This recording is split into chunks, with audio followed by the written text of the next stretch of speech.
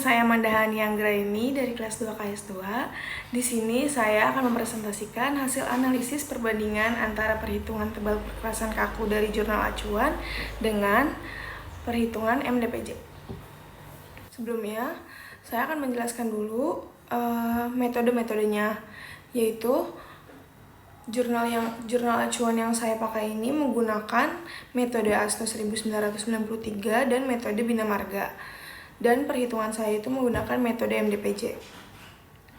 Metode ASTO 1993 ini adalah metode empiris yang dikembangkan di Amerika Serikat. Metode ini menghitung tebal perkerasan berdasarkan penurunan tingkat pelayanan jalan akibat beban lalu lintas dengan memasukkan faktor keandalan dan drainase secara ketat. Karena standarnya mengacu pada kondisi di luar negeri, hasilnya cenderung sangat tebal dan konservatif. Yang kedua ada metode Bina Marga 2003. Ini adalah metode perencanaan perkerasan kaku standar Indonesia terdahulu yang mengadaptasi sebagai prinsip ASTO. Fokusnya adalah menghitung ketebalan berdasarkan batas kerusakan retak lelah dan erosi fondasi. Namun parameternya masih menggunakan karakteristik kendaraan lama. Yang ketiga ada metode MDPJ, yaitu manual desain perkerasan jalan. Ini adalah metode paling mutakhir dan menjadi standar resmi Kementerian PUPR saat ini. MDPJ mengadopsi pendekatan mekanistik empiris yang sudah disesuaikan secara khusus dengan spektrum beban gandar aktual kendaraan komersial di Indonesia. Metode ini sangat efisien karena mampu mengoptimalkan kekuatan lapisan fondasi bawah, yaitu subbase, untuk memangkas ketebalan plat beton utama tanpa mengurangi faktor keamanannya. Mari kita bedah angkanya. Berdasarkan jurnal acuan yang saya pelajari, perencanaan tebal plat beton di ruas jalan ini dievaluasi menggunakan dua metode, yaitu metode Bina Marga 2003 dan metode ASTO 1993.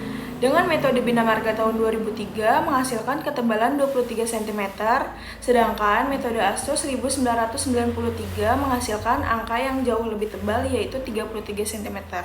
Di lapangan sendiri, ketebalan existing yang terpasang aktual adalah 30 cm. Nah, jika kita bandingkan dengan metode MDPJ, mendapatkan ketebalan minimum plat beton cukup efisien, yaitu 20 cm. Jadi ada selisih efisiensi tebal sekitar 3 cm hingga 13 cm.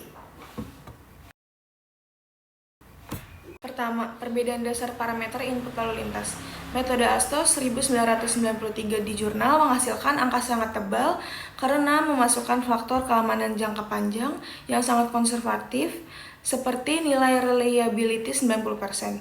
Sedangkan metode MDPJ yang saya gunakan sudah berbasis pada perhitungan jumlah sumbu ganda kendaraan komersial atau JSKN total terbaru yang disesuaikan dengan beban aktual di Indonesia saat ini, yaitu sebesar. Kedua, adanya optimasi lapisan fondasi bawah atau subbase pada perhitungan saya. Pada perhitungan saya, tanah dasar dengan CBR 5% tidak langsung ditimpa beton utama, melainkan dilapisi dulu dengan lapisan fondasi beton kurus atau land mix concert setebal 10 cm.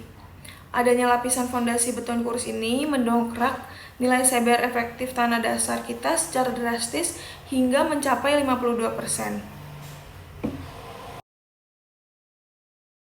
Dampak yang pertama adalah faktor ekonomis.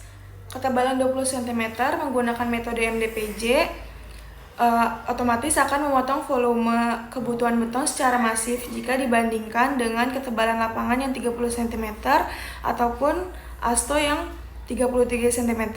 Ini akan menghemat biaya anggaran, konstruksi hingga jutaan atau miliaran rupiah. Dampak yang kedua adalah faktor risiko teknis. Dengan ketebalan plat yang lebih tipis, yaitu 20 cm, maka pelaksanaan di lapangan menuntut pengawasan mutu beton K400 yang sangat ketat. Selain itu, perkerasan akan jadi lebih sensitif terhadap beban truk berlebih. Jalan yang lebih tipis akan mengalami akumulasi kerusakan atau retak lelah lebih cepat dari umur rencana 20 tahun. Kesimpulannya, perhitungan dengan metode MDPJ memberikan opsi desain yang jauh lebih ekonomis dan modern dibandingkan dengan metode pada jurnal, dengan catatan pengawasan mutu pelaksanaan di lapangan harus dijaga dengan baik. Sekian penjelasan dari saya, kurang lebihnya mohon maaf. Wassalamualaikum warahmatullahi wabarakatuh.